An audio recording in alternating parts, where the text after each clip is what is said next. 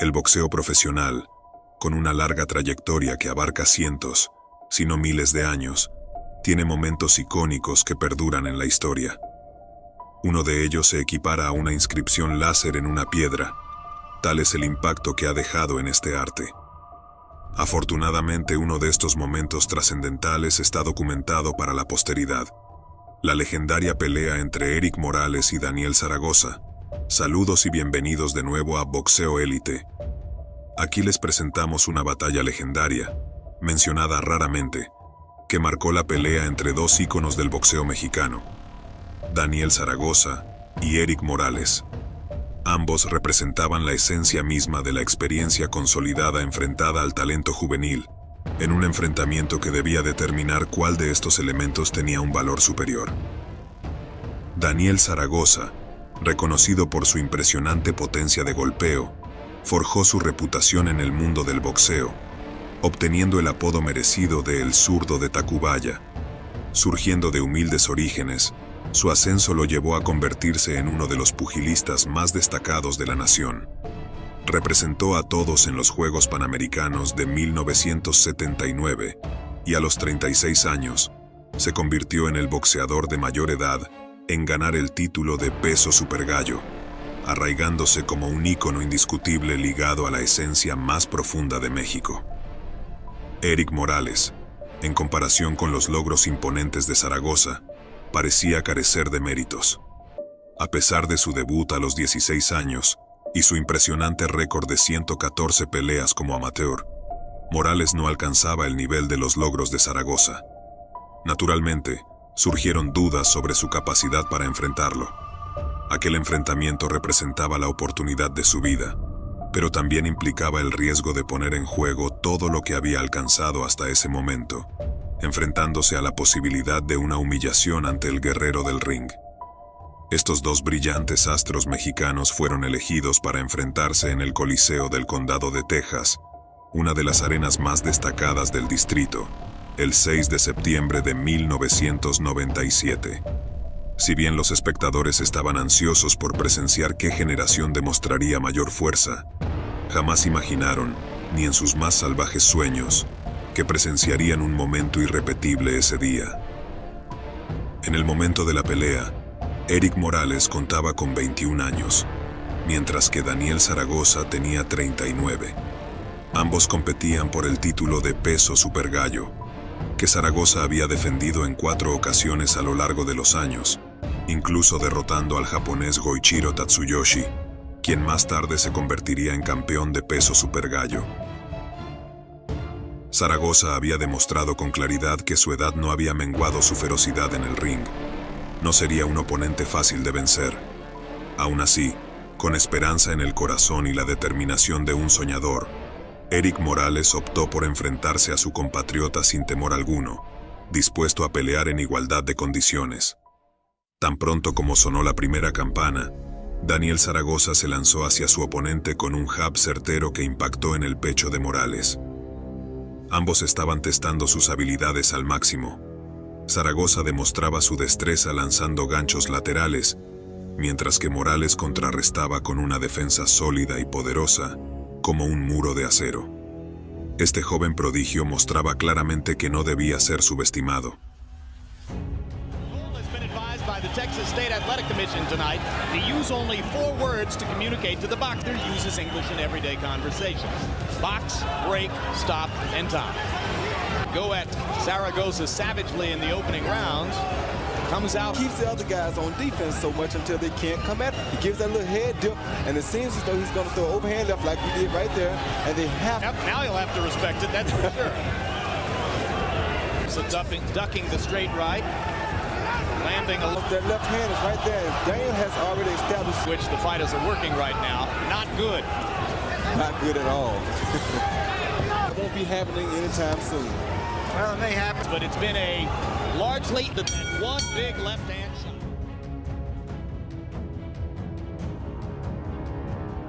En la segunda ronda, Morales ganó confianza al moverse ágilmente alrededor de su rival, desplegando excelentes combinaciones de golpes frontales y laterales, directos y precisos. El cambio fue tan impactante que Daniel Zaragoza, experimentado profesional, parecía menos experimentado al cometer varias faltas durante el combate para defenderse, como empujar a Morales e incluso sujetarlo del abdomen.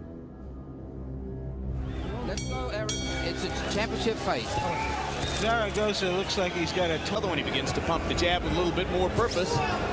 34 punches in the first round as he was tending to go, so raking Morales with that awkward left-hand shot over the top.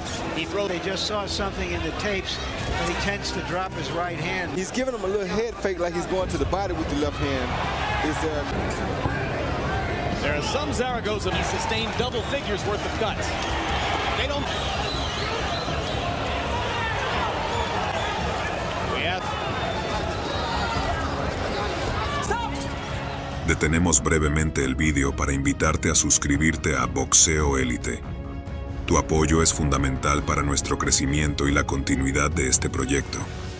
Además, activa la campanita y dale me gusta para que sepamos que disfrutas nuestro contenido y así podamos seguir ofreciéndote lo mejor para tu entretenimiento. Después de esto, ambos contendientes se equipararon en un enfrentamiento que demostró su igualdad.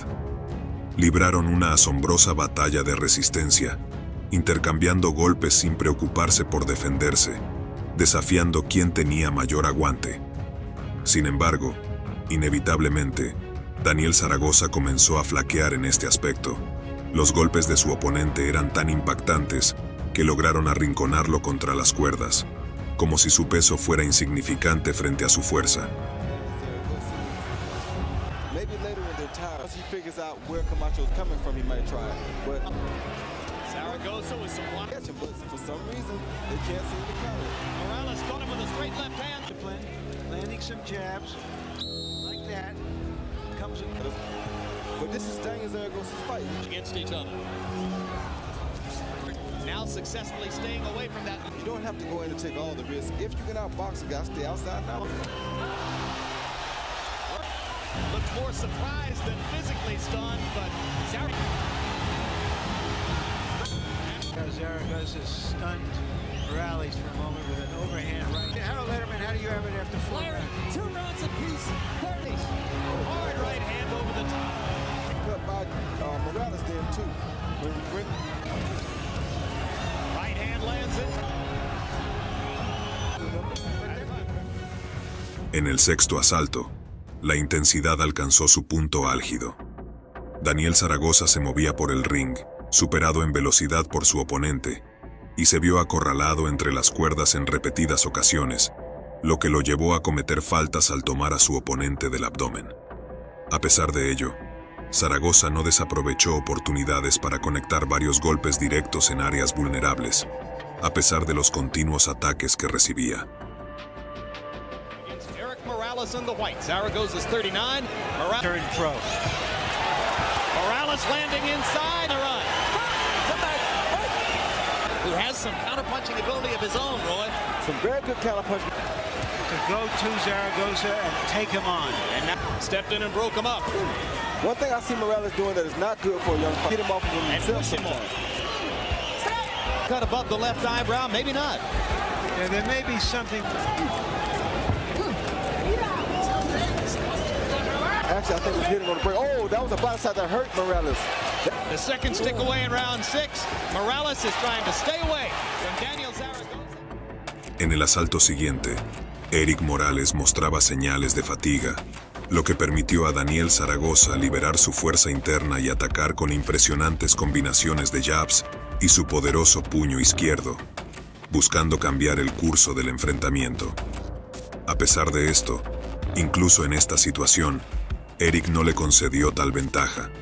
Con movimientos asombrosos de hombros, logró esquivar los puños que se acercaban peligrosamente, evitando ser alcanzado como si fuera una tarea fácil. A lo largo de la pelea, Eric Morales logró hacer que un maestro del boxeo como Daniel Zaragoza pareciera simplemente inexperto. Incluso el veterano mostraba signos evidentes de desgaste, con sangre en su rostro y un ojo hinchado, pero su determinación inquebrantable seguía firme. Zaragoza persistía, buscando cada oportunidad para golpear a Eric Morales, convirtiendo su propio daño en la fuerza de sus golpes.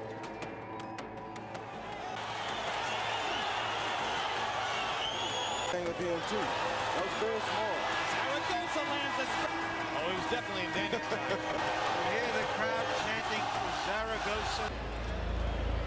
Here's Morales as he's stung here, relaxing. He's taking some punishment. A lot of damage. But both have been getting their shots in. And remember, he had taken that hard body shot just moments before. Sin embargo, en el 11º asalto, un descuido por su parte fue suficiente para que Morales asestara un golpe directo en su pecho. El golpe fue tan devastador que logró derribarlo, algo que apenas había ocurrido en su extensa carrera. A pesar de su intento por levantarse, el árbitro comprendió la gravedad de la caída y optó por poner fin a la pelea de inmediato. Eric Morales emergió como el nuevo campeón mundial, mientras que su oponente, un ídolo en su última contienda, sufrió una derrota sumamente humillante. Sí, fue su última batalla, ya que tras esa derrota, Daniel Zaragoza nunca volvió a subir al ring y se retiró definitivamente del boxeo. Quizás pensó que estaba demasiado viejo para continuar, y algunos seguidores se burlaron al verlo vencido por un novato. Sin embargo, ese novato se convertiría en el Terrible, gracias a su técnica peligrosa. Participó en una trilogía de combates épicos con Marco Antonio Barrera, fue incluido en el Salón de la Fama del Boxeo, y se consagró como uno de los 50 mejores boxeadores de todos los tiempos. By the Texas State Athletic Commission tonight to use only 4 words to communicate to the boxer uses English in everyday conversation. Box, break, stop, and time. Go at Zaragoza savagely in the opening rounds.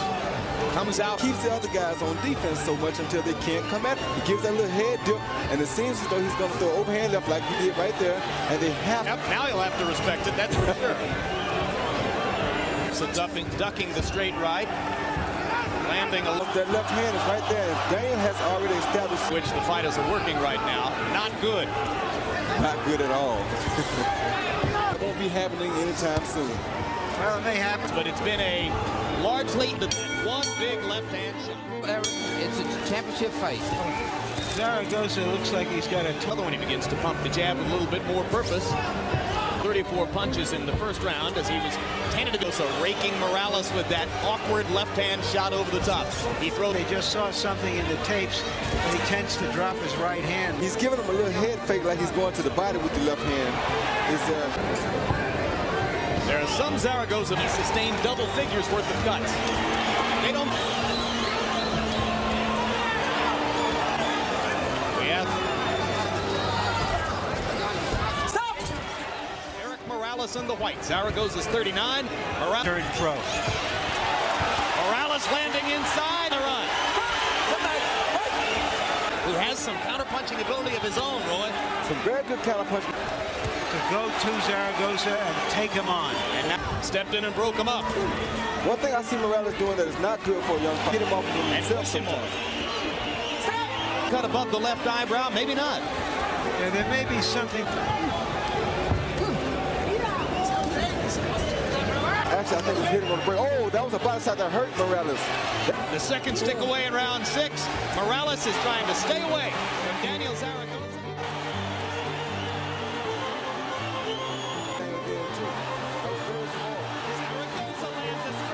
Oh, he was definitely in danger. Hear the crowd chanting for Zaragoza.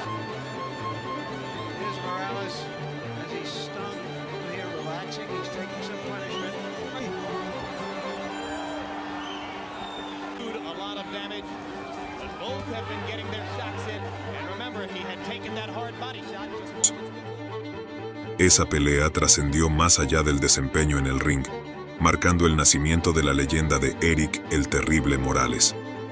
De manera simbólica, se presenció como Daniel Zaragoza, un luchador emblemático con un gran corazón en México, simbólicamente cedía el testigo del combate, confiando en las nuevas generaciones al pasar su título a un compatriota mexicano. Esto marcó el comienzo de una nueva era de campeones, un acto legendario que ni siquiera los propios luchadores eran conscientes de estar llevando a cabo. Troy Dorsey, aunque era un maestro en las artes marciales, el boxeo representaba un desafío completamente diferente. Inicialmente, Dorsey subestimó el mundo del boxeo, considerando que sus éxitos en el kickboxing demostraban su habilidad en el ámbito de los puños. Sin embargo, este cambio de enfoque lo convirtió en un sujeto de experimentación involuntario y respondió a las interrogantes de aquellos curiosos que se cuestionaban cómo se desempeñarían los mejores deportistas de diferentes disciplinas en campos ajenos. El destino es caprichoso, y en el boxeo se torna impredecible. Dorsey fue sometido repetidamente a pruebas mientras se enfrentaba a los pugilistas de élite de la época, y en su mayoría salía derrotado. Sin embargo, lo que merece elogio en este maestro del kickboxing es su inquebrantable valentía al enfrentar cada desafío y la determinación que demostró al aventurarse en el boxeo. Esta persistencia lo condujo a lo que se recuerda hasta hoy como una de sus oportunidades más significativas: el enfrentamiento con Jorge Maromero Páez.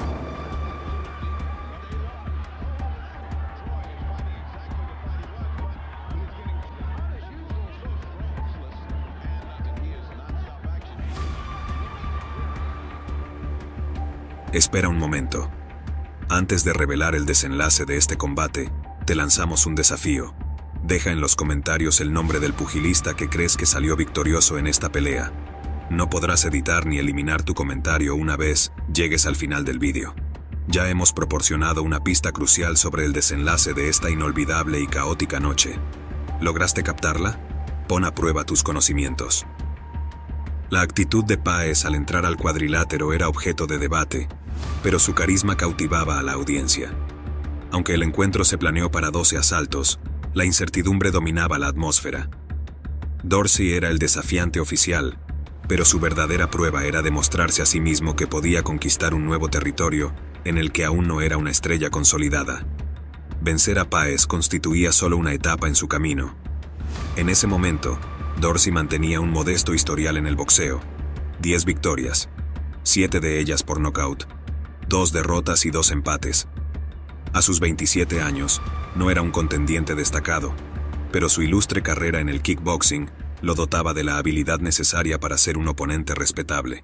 Su apodo, el Destructor, le hacía justicia, ya que esa noche debía enfrentarse a un oponente que no cedería fácilmente. Páez representaba a Baja California y a toda México. Su récord ostentaba 33 victorias, 25 de ellas por nocaut, 2 derrotas y 2 empates. A medida que el presentador cumplía su tarea, se vislumbraban signos de nerviosismo en Jorge. Maromero debía defender su título frente a una leyenda del kickboxing, pero ¿sería capaz de forjar su propia leyenda en el mundo del boxeo? La campana del primer asalto marcó el inicio del combate, y Dorsey atacó con decisión desde su esquina, presionando a Maromero y llevándolo contra las cuerdas. Jorge adoptó una postura defensiva para resistir el asedio. La mayor parte del primer asalto se desarrolló en una esquina, donde intentaba contraatacar cuando tenía la oportunidad, sin poder cambiar su estrategia defensiva debido a la persistente presión de Dorsey.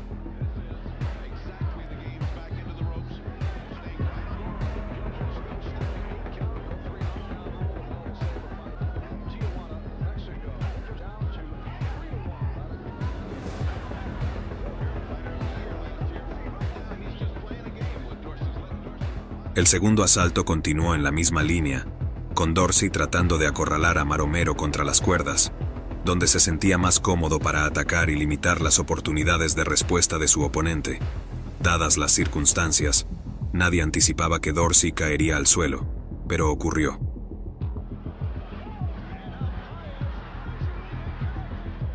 En medio del segundo asalto, después de escapar de la trampa de Troy, Maromero lanzó una combinación letal que hizo que Dorsey retrocediera. Rápidamente se recuperó y retomó el combate con un enfoque renovado. El rey del kickboxing había despertado. En el tercer y cuarto asalto, Maromero empezó a comprender el estilo de Dorsey, pero seguía teniendo pocas oportunidades para lanzar ataques efectivos como el que lo había derribado. Troy ejercía una presión constante sobre su oponente, y esa noche demostraba su maestría en este aspecto. Después de un intercambio agresivo de golpes al final del cuarto asalto, Páez logró liberarse de la esquina y trató de acorralar a Dorsey, invirtiendo la situación. Y con un empujón, Troy revirtió la situación con la facilidad de quien da vuelta a una tortilla.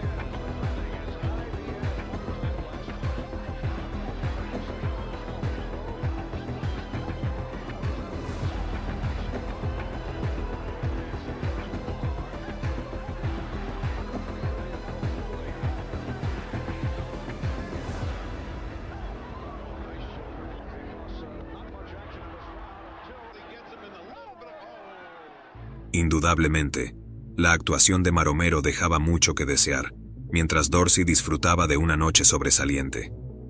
Durante el quinto y sexto asalto, continuó controlando a su oponente a su voluntad. La paliza que estaba propinando era implacable, convirtiendo a Maromero en un enigma que el guerrero azteca no lograba descifrar.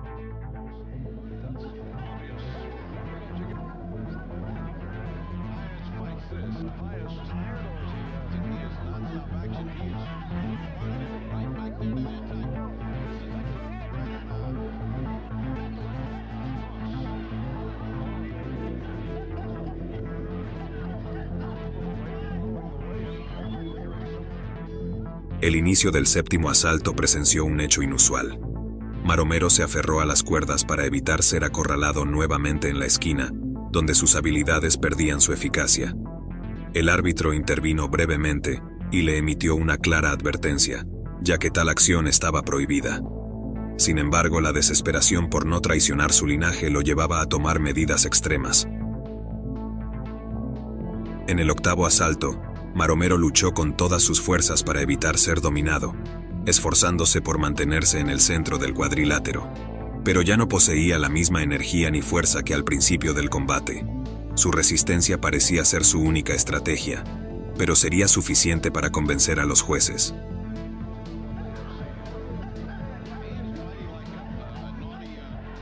La polémica rodeó la pelea en el noveno asalto, ya que el árbitro separó a los pugilistas repetidamente cuando Maromero era arrinconado. Sin embargo, esta medida no surtió mucho efecto, y Páez terminó no solo siendo sometido, sino castigado con ráfagas de golpes que, de no ser por la campana, habrían terminado la contienda antes de lo acordado.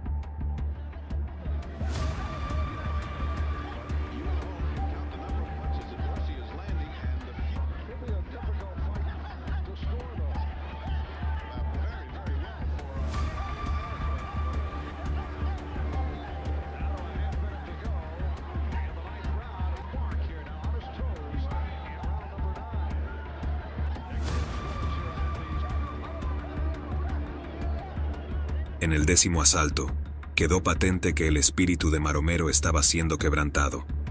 Ya no solo sus habilidades se desvanecían en la esquina, sino que su guardia se encontraba vulnerable y sufría una lluvia de golpes precisos en la cabeza y la parte superior del cuerpo.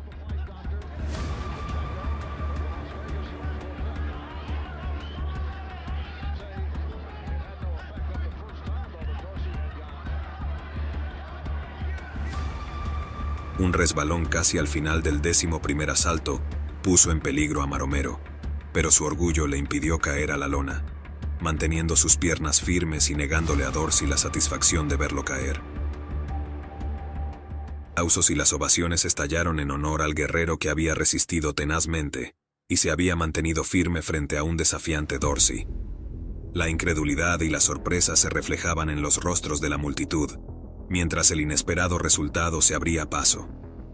Dorsey, con una sonrisa inicial de triunfo, vio cómo su rostro se tornaba serio y sus ojos se llenaban de lágrimas, pues el destino le había deparado una sorpresa inesperada. El vencedor había sido el que, a simple vista, parecía estar en desventaja durante gran parte del combate. El giro dramático del destino dejó una huella imborrable en la memoria de todos los presentes, y la noche concluyó con un inolvidable giro en la historia del boxeo. Después de sumergirnos en esta narrativa, te invito a meditar sobre quién, en verdad, merece el título de ganador de esa noche. ¿Fue el proclamado vencedor, o más bien aquel que exhibió su poder y destreza al controlar a su adversario a lo largo de los 12 asaltos? Esperamos con ansias tus reflexiones en los comentarios. Nuestro canal agradece tu presencia hasta este punto, pero quiero recordarte que nuestro viaje no llega a su fin.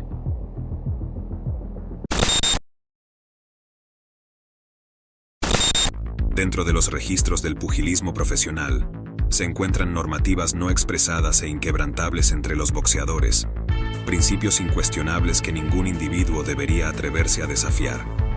En este contexto, destaca la regla fundamental de nunca menospreciar a alguien por su procedencia nacional, bajo ninguna circunstancia. Tommy Morrison in deep trouble here in the first round. No obstante, Naseem Hamed, El soberbio poseedor del título en su categoría desafió estas normas al discriminar al ascenso legendario de Marco Antonio Barrera, menospreciándolo por su estilo de pelea y origen mexicano.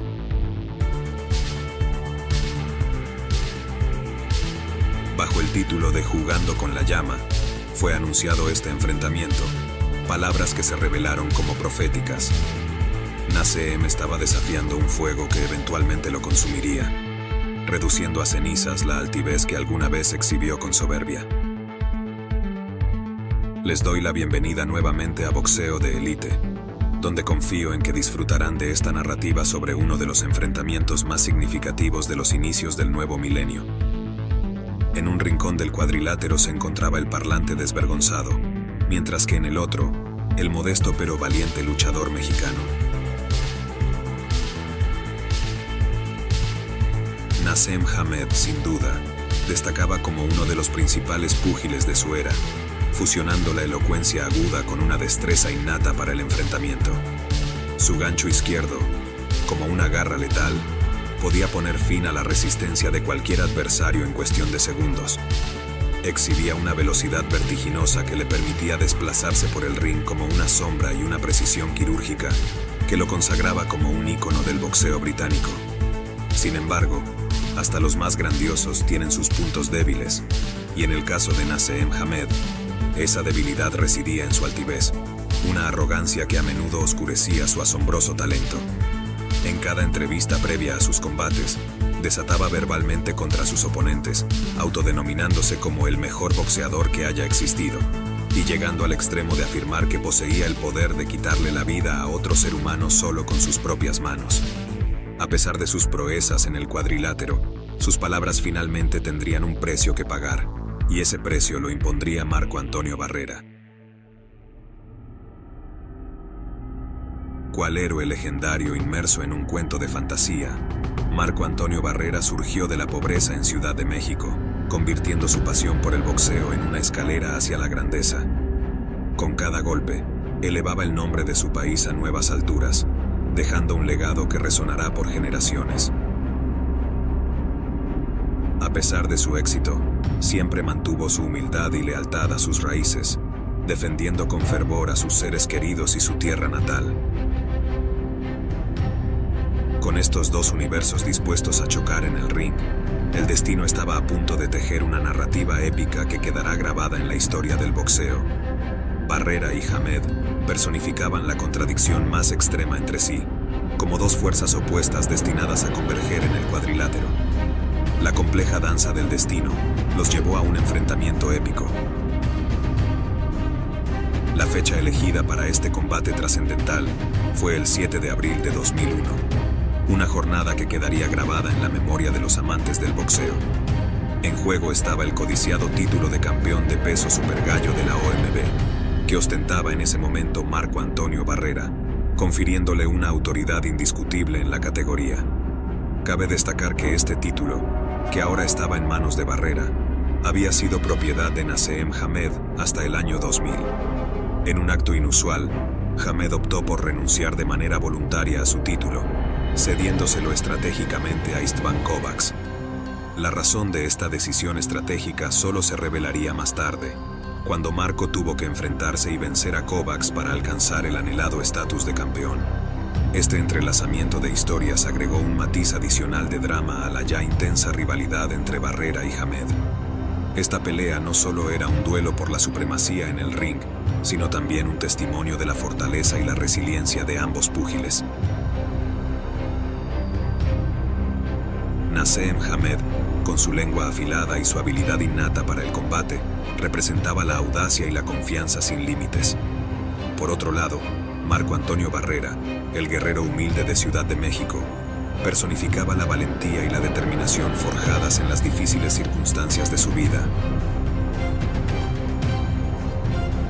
La tensión en este combate era palpable desde el momento en que fue anunciado.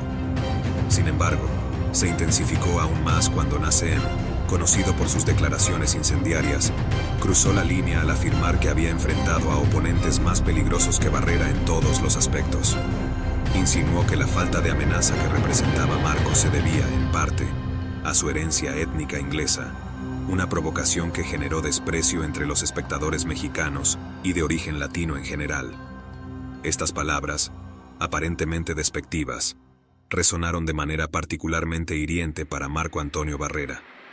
A lo largo de su carrera, había enfrentado discriminación y prejuicios, y ahora, en uno de los combates más cruciales de su vida, recibir tal desprecio encendió la llama de la furia en su interior.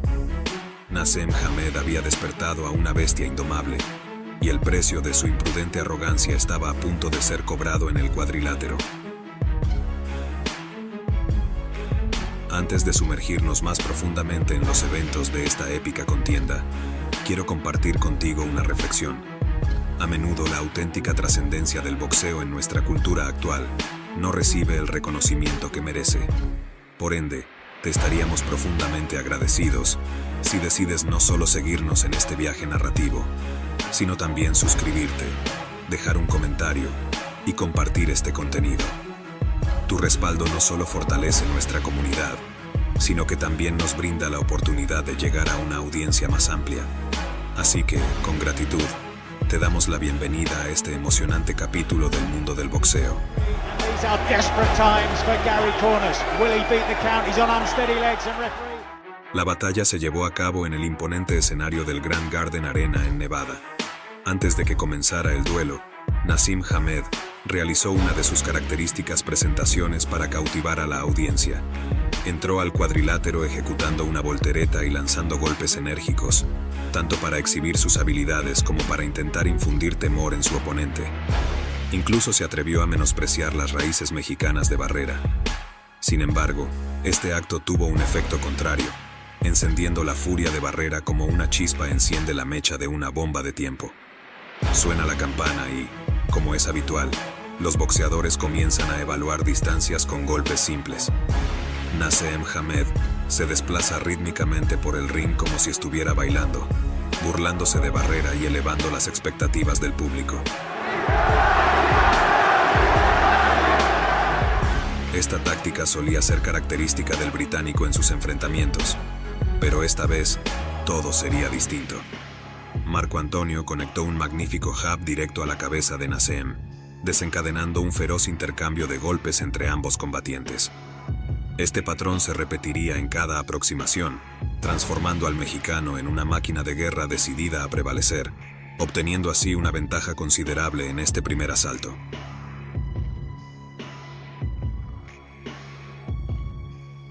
En el segundo asalto, Naseem soltó risas nerviosas. Comprendió que era momento de abordar la situación con seriedad. Le tocó admitir que Marco Antonio representaba un adversario respetable. Barrera, en este asalto, adoptó una estrategia reflexiva: aguardar a que Naseem lo atacara, esquivar sus golpes y responder con combinaciones potentes que lo forzaban a retroceder. El mexicano mantenía el control absoluto, no recibía un solo golpe efectivo y dejaba en ridículo a Naseem Hamed. En el tercer asalto, el rostro de Naseem Hamed se convirtió en un imán para los puños de Barrera, quien no erraba ni un solo jab. En el momento justo en que parecía que Hamed lanzaría su gancho izquierdo característico, Barrera se agachó y agarró el cuerpo de Naseem, derribándolo al suelo. Claro está que el árbitro detuvo este movimiento, pero dejó en evidencia que Barrera seguía ardiendo en furia. Marco Antonio era implacable. No concedía tregua y ejecutaba jabs complejos dirigidos hacia Naseem, esquivando ágilmente cualquier contraataque del británico. La sonrisa de Naseem había desaparecido por completo, reemplazada por una expresión de desconcierto absoluto. Parecía un conejo atrapado frente a su depredador, lamentando haber desafiado a Barrera. La séptima ronda llegó, y Naseem Hamed ya mostraba las secuelas en su rostro. Al mismo tiempo, Barrera comenzaba a fatigarse debido al esfuerzo constante de sus ataques. A pesar de ello, el mexicano alzó sus brazos en una posición defensiva. En las últimas rondas, Naseem exhibía una notable frustración, moviéndose de forma errática por el cuadrilátero. En el épico asalto final, Marco Antonio desató un gancho izquierdo devastador que hizo que Naseem Hamed cayera al suelo, marcando un momento trascendental en la contienda. Esta caída, la primera para Naseem, resultó ser kármica, ya que fue víctima de su propio movimiento característico. A escasos segundos de que concluyera el combate, Naseem, en un intento de redimirse, lanzó su ataque distintivo, pero Barrera bloqueó hábilmente sus intentos con sus brazos, negándole la oportunidad. Esta acción, sin embargo, le costó un valioso punto. A pesar del esfuerzo final de Naseem, resultó en vano. La victoria fue para Marco Antonio Barrera de manera unánime, consolidándose como el indiscutible triunfador. Esta derrota sería un capítulo inolvidable en la memoria de Naseem Hamed, una lección aprendida a través de la adversidad. A pesar de su tendencia a convertir sus peleas en un espectáculo, comprendió con amargura que existen límites que no deben ser cruzados en el deporte del boxeo.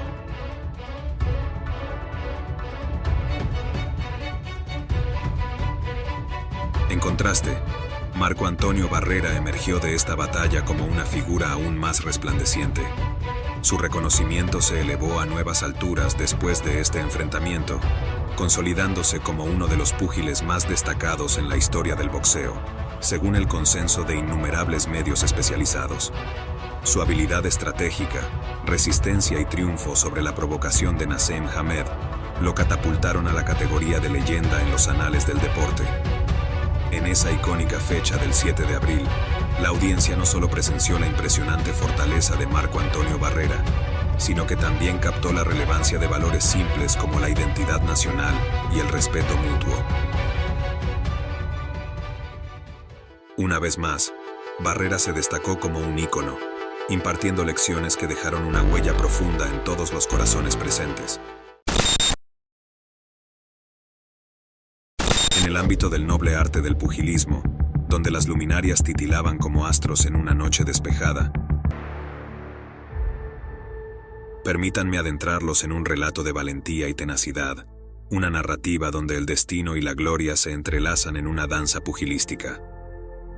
En el extremo opuesto del cuadrilátero, se erigía un formidable contrincante, Mike Alvarado, un coloso con 34 triunfos y únicamente 2 reveses, predestinado a poner a prueba la inquebrantable fortaleza del icónico Juan Manuel Márquez. La tensión que envolvía este combate era tangible, ya que Márquez había perdido recientemente su título mundial frente a Timothy Bradley. En ese punto de la cronología, Alvarado se perfilaba como el favorito, con destrezas envidiables que le permitían llevar la batalla a corta distancia, donde su velocidad se convertía en un enigma para sus adversarios. No obstante, Márquez, un consumado estratega, estaba destinado a desplegar su perspicacia en el tinglado. A pesar de su reciente descalabro, Márquez seguía siendo un inigualable gladiador mexicano. Su devastador poderío, su indomable corazón y su garra digna de campeones nacionales lo habían erigido en una leyenda viviente. Con un impresionante historial de 55 victorias, 7 derrotas y un único empate, se enfrentaba a un Alvarado en su apogeo, un veterano contra un estadounidense consolidado. El universo del boxeo aguardaba con fervoroso interés el choque de titanes que se avecinaba. La fecha señalada para esta epopeya pugilística fue el 17 de mayo del 2014, y el escenario, el majestuoso Fórum de Los Ángeles. La multitud congregada ese día rozaba el punto de ebullición, como un volcán a punto de erupción, esperando que el repique de la campana marcara el inicio de la batalla. Alvarado buscaba imponer su estilo, acortando distancias, pero Márquez no cedía terreno. Respondía con golpes veloces, y el enfrentamiento mantenía la paridad en sus primeras fases. El combate entró en una etapa de estudio mutuo, con intercambios y momentos de prudencia. Sin embargo, la acción estaba destinada a estallar. En el octavo asalto, en medio de un feroz intercambio, Márquez desencadenó su fulminante pegada mexicana, y Alvarado se desplomó al suelo, como un gigante derrotado por la furia de un seísmo. El público se encontraba en éxtasis, pero Alvarado se negaba a ceder. En el noveno asalto, desenrajó una derecha letal que mandó a Márquez a la lona. El Fórum quedó en silencio sepulcral, y parecía el ocaso para el mexicano. No obstante, eso solo avivó la llama en el corazón de Márquez. En los últimos 3 asaltos, Márquez regresó con vehemencia. Golpe tras golpe avanzó contra su oponente, recordando a todos por qué era una leyenda. Las esperanzas resurgieron entre la multitud, confiando en un regreso épico. A pesar de la valiente resistencia de Alvarado, fue superado por el mexicano. Márquez se alzó como vencedor de la contienda por decisión unánime, y este memorable enfrentamiento fue aclamado como la batalla del año. Constituyó el broche dorado en la ilustre trayectoria del legendario púgil mexicano. Así pues, en el rincón de la historia, Juan Manuel Márquez dejó una última impronta de coraje y maestría en el cuadrilátero, recordándonos que la grandeza es el fruto de la perseverancia y la pasión. Su legado, cual estrella fugaz en el firmamento del boxeo, brillará eternamente en los anales dorados del deporte.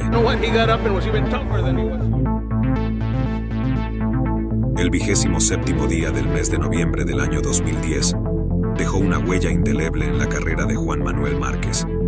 El distinguido pugilista mexicano se alistaba para defender su preciado cetro de peso superligero frente al australiano Michael Katsidis, un formidable contendiente con un historial de 27 victorias, 22 de ellas por nocaut y únicamente 2 derrotas. Katsidis, un guerrero con una mandíbula de acero, golpes certeros y una defensa incólume, estaba destinado a poner a prueba la resistencia de Márquez.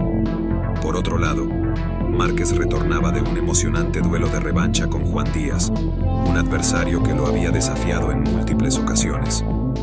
Aunque había demostrado su valentía y tenacidad al salir victorioso, el mexicano aún no podía escapar de su anterior revés ante el inigualable Floyd Mayweather Jr. A pesar del apoyo fervoroso del público, Márquez era consciente de que ya no se hallaba en la cúspide de su carrera. Sin embargo, con su valentía y su capacidad para conectar golpes devastadores, estaba decidido a encarar este nuevo desafío y a callar a sus detractores.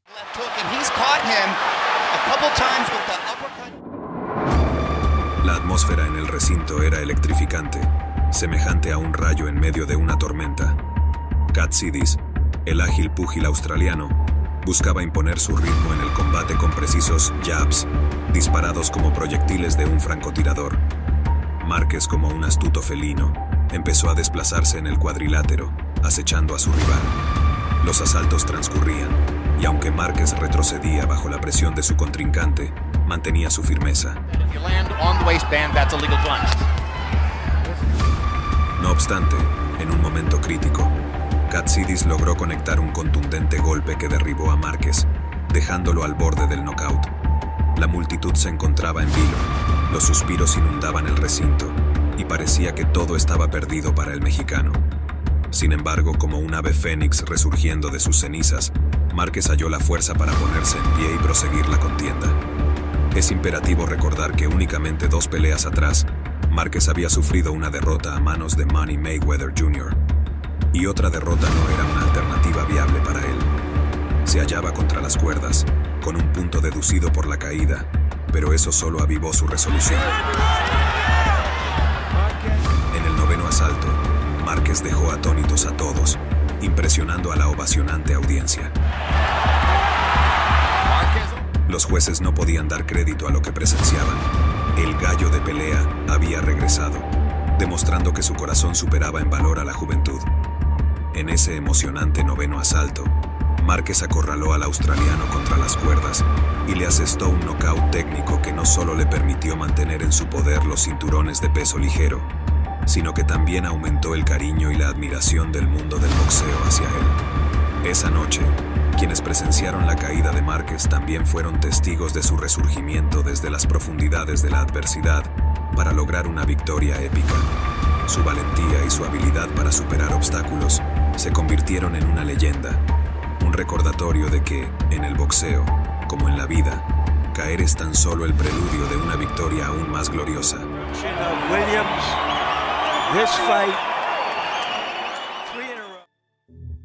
El 16 de abril del año 2018, el mundo de la boxística quedó en vilo.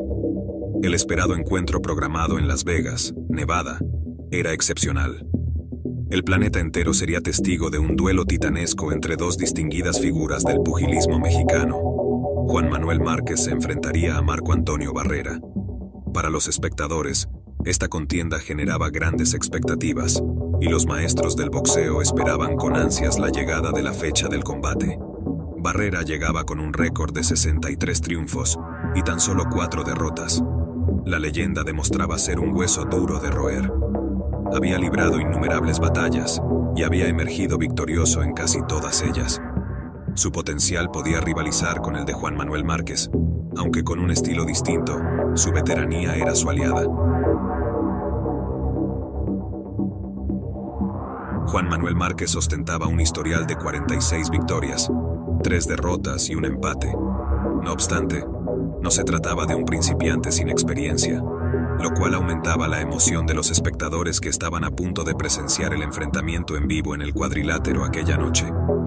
Este duelo tenía todos los ingredientes para ser considerado como el combate del año. El campanazo inicial resonó, apenas audible ante el clamor de los fervientes seguidores que anhelaban la sangre desde el inicio.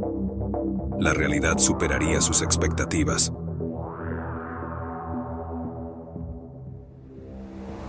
Durante toda la pelea, los intercambios de golpes no se hicieron esperar.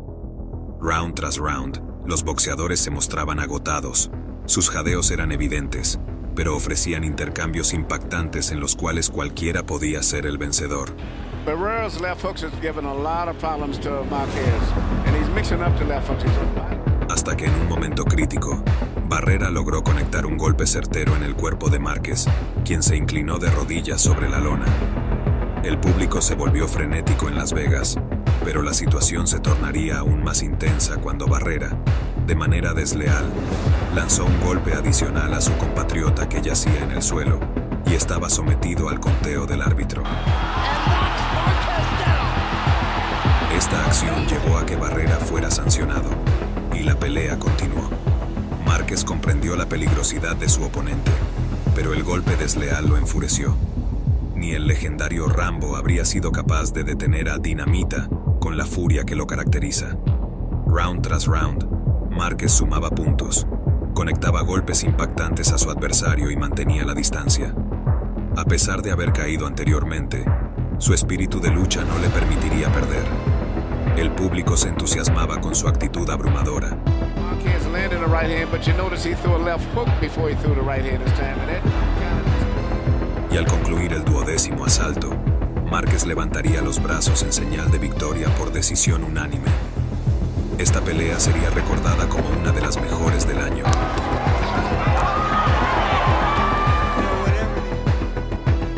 En el año 2012, Juan Manuel Márquez ostentaba un impresionante historial de 54 victorias, 6 derrotas y un empate. Sus enfrentamientos previos habían sido contra destacadas figuras como Floyd Mayweather Jr. y Manny Pacquiao en 3 ocasiones distintas.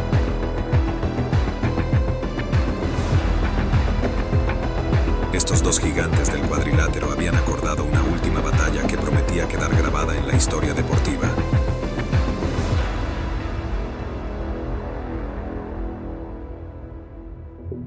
El escenario para este duelo épico sería el majestuoso jardín de MGM, en Las Vegas, Nevada, el 8 de diciembre.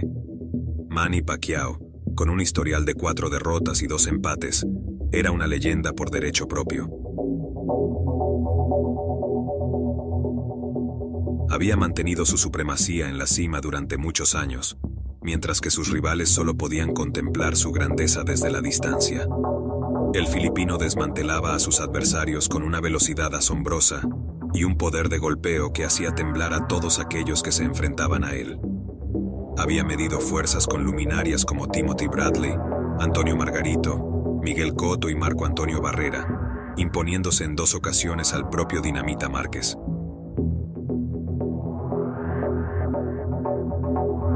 Sin embargo, Juan Manuel Márquez estaba decidido a demostrar que sus desventuras pasadas y el empate contra su archirrival eran episodios superados. Había dedicado incalculables horas de entrenamiento en un campo de preparación sin parangón. El mexicano se había enfocado como nunca en superar al filipino, y el combate que se avecinaba prometía ser uno de los más épicos en la crónica del pugilismo.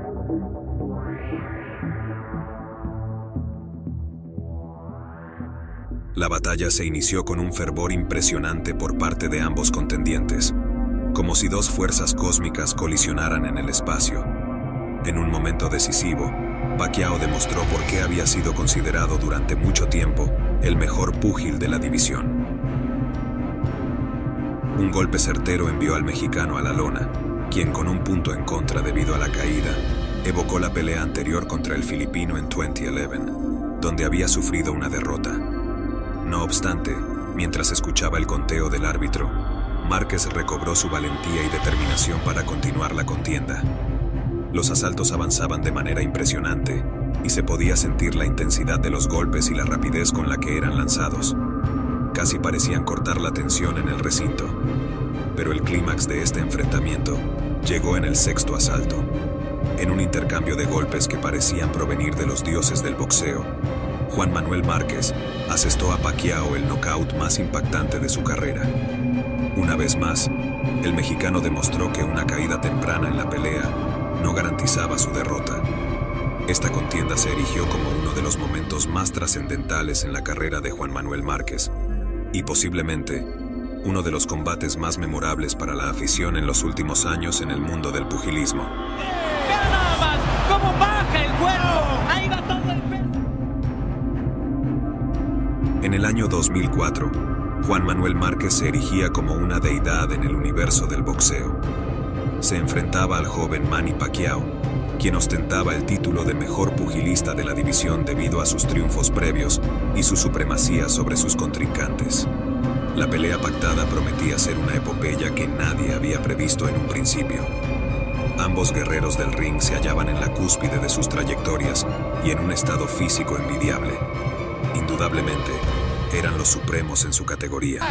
Marquez pops him with the right again. Fire against fire. Incluso parecía que la pelea podría inclinarse a su favor. Ambos boxeadores entregaron todo de sí mismos. El público estallaba de júbilo y algunos derramaban lágrimas por el espectáculo que ambos brindaban, entregándose por completo al noble arte del boxeo. Finalmente, sonó la campana final. Juan Manuel Márquez, a pesar de haber caído hasta en 3 ocasiones, logró prevalecer en el enfrentamiento. Uno de los jueces incluso le otorgó la victoria, mientras que otro favoreció a Pacquiao y otro decretó la pelea como un empate. De esta manera concluyó una batalla digna de los corazones más intrépidos, que culminó en un empate sorprendente, pero con un regusto a victoria. Este sería tan solo el comienzo de la rivalidad entre el mexicano y el filipino, quienes continuarían maravillando al mundo del boxeo con otras 3 peleas memorables.